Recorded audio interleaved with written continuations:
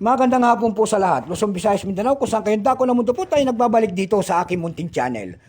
Samuel Soriano TV29 para mag-discuss ulit ng another coins. At ito po ay ating hiling, mangulikta ng barya. Kaya ho tayo nandito nagsiselling ng kanilang mga halaga. At isa ho tayong kolektor. Ayan po. Magandang hapon po sa lahat ng aking mga subscriber. Kung saan kayong dako ng mundo po, keep safe po sa lahat and God bless. Maraming salamat sa aking mga subscriber dyan. Yun naman pong nanonood ng mga senior citizen dito sa aking munting channel. Kung saan kayong dako ng mundo po, God bless po sa inyo and take care. Excuse me po. Yun naman pong hindi pa po nakapag-subscribe dito sa aking munting channel. Ayan po.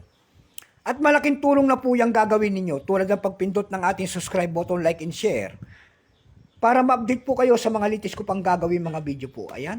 Ang pag-usapan po natin ngayon ay 1 peso po. Ayan. Year 1991, makikita nyo po ang isang imahe ng isang lalaki nakaharap po sa kanang bahagi. Siya po ang ating dakilang bayani na si Dr. Rizal Engineer and then Mark in the Republika ng Pilipinas.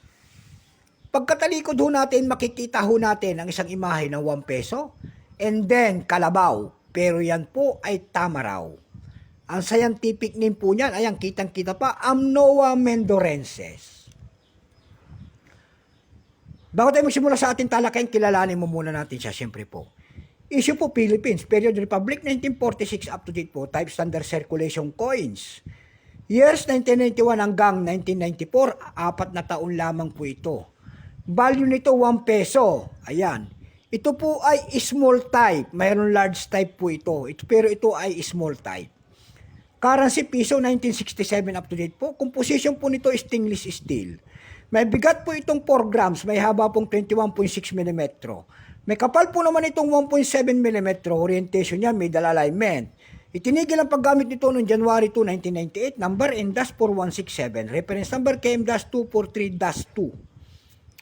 Ito pong year 1991, ito po ay 30%. Ayan. Wala pa pong maipakita ang ating Bangko Sentral kung ilang piraso ang ginawa sa barya na ito.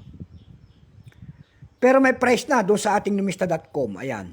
Yung kanyang very fine 31, extra fine 38, almost uncirculated 40. Ang circulated nito ay nagkakahalaga po ng 54 pesos. Dumako ho tayo sa kanyang presyo doon sa ating eb.com.